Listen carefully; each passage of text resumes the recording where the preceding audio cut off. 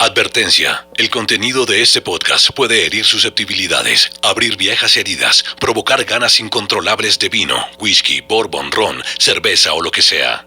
Contenido no apto para personas pudorosas, ni lectores de Deepak Chopra, ni Paulo Coelho. Soy Carlos Portela y les doy la bienvenida a Nunca Había Una Vez. Porque nunca la hubo, nunca la hay y nunca la habrá. Este es un espacio para deglutir exquisita literatura de todos los confines, estados anímicos y desequilibrios mentales del planeta.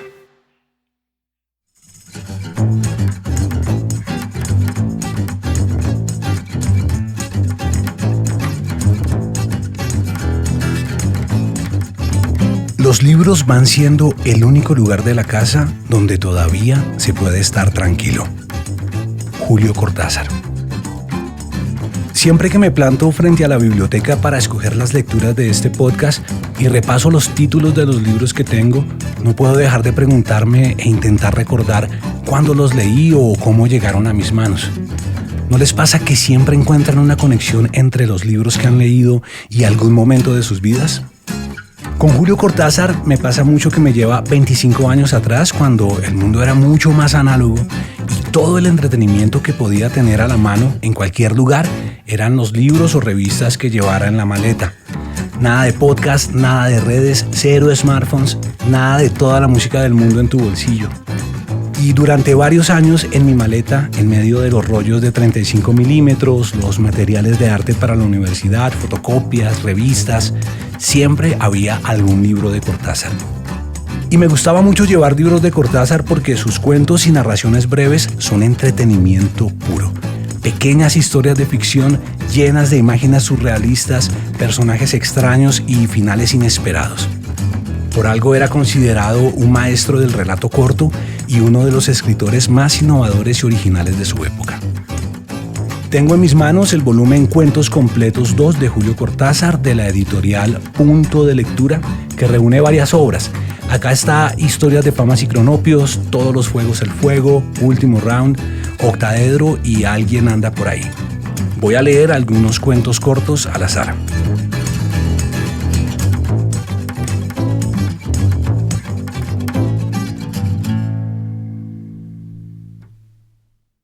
Las líneas de la mano. De una carta tirada sobre la mesa sale una línea que corre por la plancha de pino y baja por una pata. Basta mirar bien para descubrir que la línea continúa por el piso de parqué, remonta el muro, entra en una lámina que reproduce un cuadro de Boucher, dibuja la espalda de una mujer reclinada en un diván y por fin escapa de la habitación por el techo y desciende en la cadena del pararrayos hasta la calle. Ahí es difícil seguirla a causa del tránsito, pero con atención se la verá subir por la rueda del autobús estacionado en la esquina y que lleva al puerto. Allí baja por la media de nylon cristal de la pasajera más rubia. Entra en el territorio hostil de las aduanas, rampa y recta y zigzaguea hasta el muelle mayor. Y allí, pero es difícil verla, solo las ratas la siguen para trepar a bordo, sube al barco de turbinas sonoras. Corre por las planchas de la cubierta de primera clase, salva con dificultad la escotilla mayor, y en una cabina, donde un hombre triste bebe coñac y escucha la sirena de partida, remonta por la costura del pantalón, por el chaleco de punto, se desliza hasta el codo y con un último esfuerzo se guarece en la palma de la mano derecha, que en ese instante empieza a cerrarse sobre la culata de una pistola. Progreso y retroceso.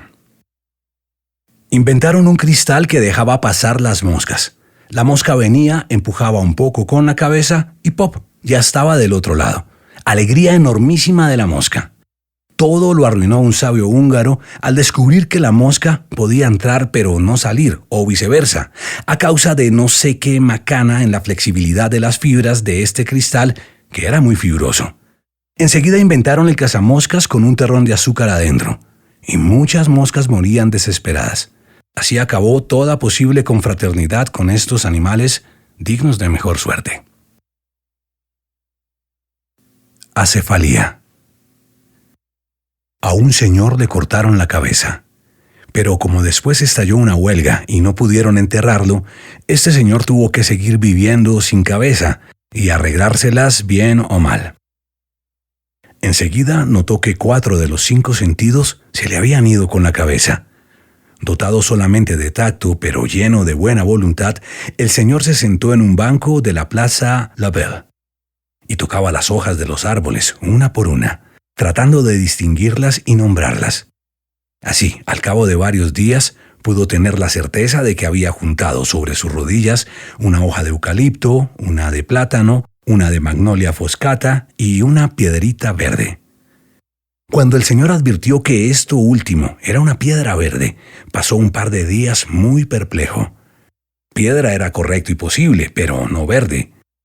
Para probar, imaginó que la piedra era roja, y en el mismo momento sintió como una profunda repulsión, un rechazo de esa mentira flagrante, de una piedra roja absolutamente falsa, ya que la piedra era por completo verde y en forma de disco, muy dulce al tacto.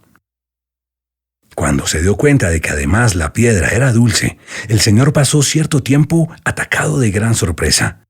Después optó por la alegría, lo que siempre es preferible, pues se veía que, a semejanza de ciertos insectos que regeneran sus partes cortadas, era capaz de sentir diversamente.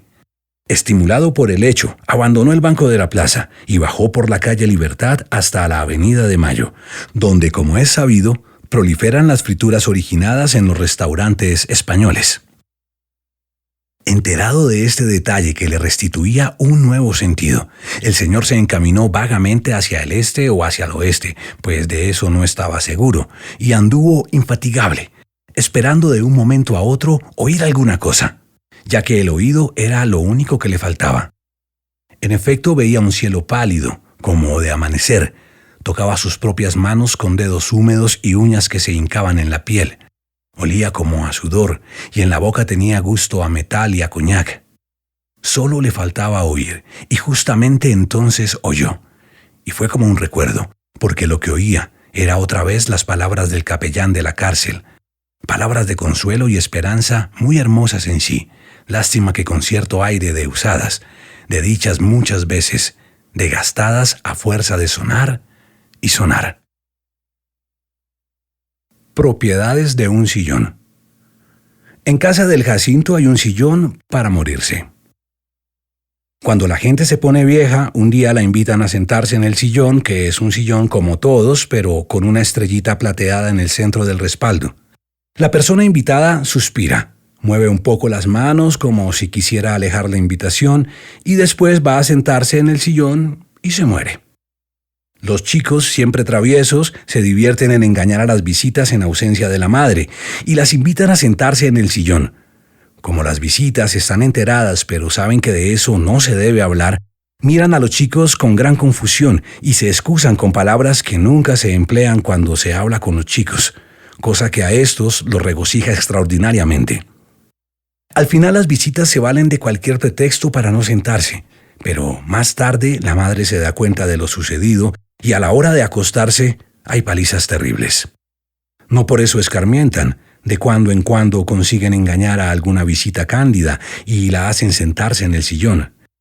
En esos casos los padres disimulan, pues temen que los vecinos lleguen a enterarse de las propiedades del sillón y vengan a pedirlo prestado para hacer sentar a una u otra persona de su familia o amistad. Entretanto, los chicos van creciendo y llega un día en que, sin saber por qué, dejan de interesarse por el sillón y las visitas. Más bien evitan entrar en la sala, hacen un rodeo por el patio y los padres, que ya están muy viejos, cierran con llave la puerta de la sala y miran atentamente a sus hijos como queriendo leer en su pensamiento. Los hijos desvían la mirada y dicen que ya es hora de comer o de acostarse. Por las mañanas el padre se levanta él primero y va siempre a mirar si la puerta de la sala sigue cerrada con llave, o si alguno de los hijos no ha abierto la puerta para que se vea el sillón desde el comedor, porque la estrellita de plata brilla hasta en la oscuridad y se la ve perfectamente desde cualquier parte del comedor. Cuento sin moraleja. Un hombre vendía gritos y palabras y le iba bien, aunque encontraba mucha gente que discutía los precios y solicitaba descuentos.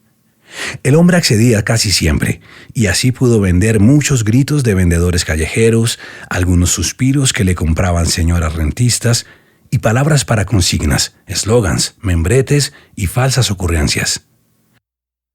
Por fin el hombre supo que había llegado la hora, y pidió audiencia al tiranuelo del país, que se parecía a todos sus colegas, y lo recibió rodeado de generales, secretarios y tazas de café.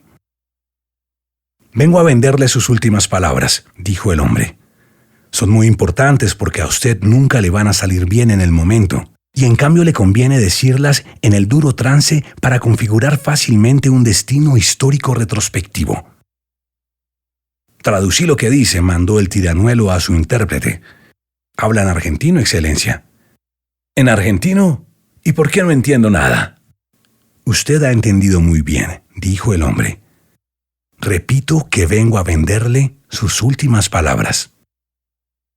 Y el tiranuelo se puso de pie como es de práctica en estas circunstancias, y reprimiendo un temblor, mandó que arrestaran al hombre y lo metieran en los calabozos especiales que siempre existen en esos ambientes gubernativos. «Es una lástima», dijo el hombre mientras se lo llevaban. «En realidad, usted querrá decir sus últimas palabras cuando llegue el momento, y necesitaría decirlas para configurar fácilmente un destino histórico retrospectivo. Lo que yo iba a venderle es lo que usted querrá decir, de modo que no hay engaño. Pero como no acepta el negocio, como no va a aprender por adelantado esas palabras, cuando llegue el momento en que quieran brotar por primera vez y naturalmente, usted no podrá decirlas». «¿Por qué no podré decirlas si son las que he de querer decir?», preguntó el tiranuelo, ya frente a otra taza de café. «Porque el miedo no lo dejará», dijo tristemente el hombre.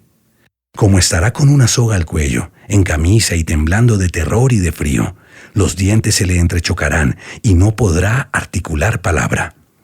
El verdugo y los asistentes, entre los cuales habrá algunos de estos señores, esperarán por decoro un par de minutos, pero cuando de su boca brote solamente un gemido entrecortado por hipos y súplicas de perdón, porque eso sí lo articulará sin esfuerzo, se impacientarán y lo ahorcarán».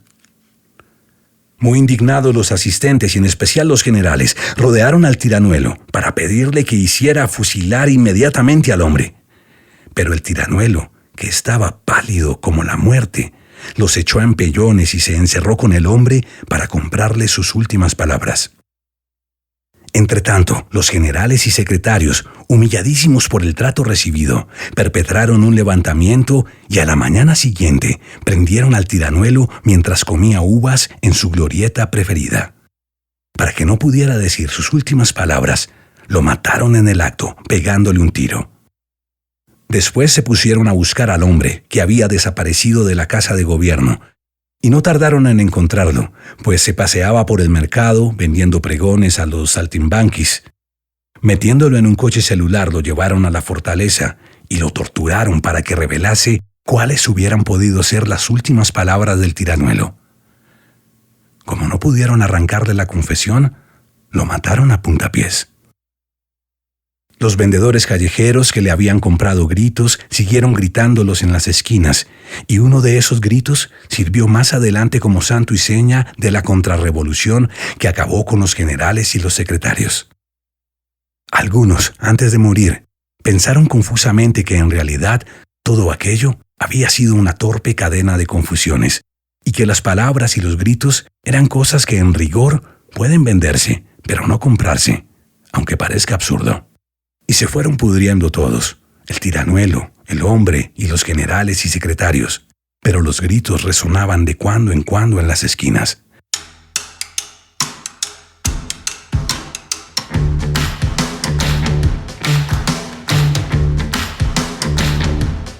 Estos cuentos están en el libro Historias de Famas y Cronopios en el capítulo Material Plástico. Hasta acá este episodio de Nunca Había Una Vez. Pueden encontrarme en Instagram como PortelaMW y los invito a que me escriban con sus comentarios o sugerencias a portela@radiobemba.com.co. No olviden suscribirse. Nunca Había Una Vez es una producción original de Podcasta.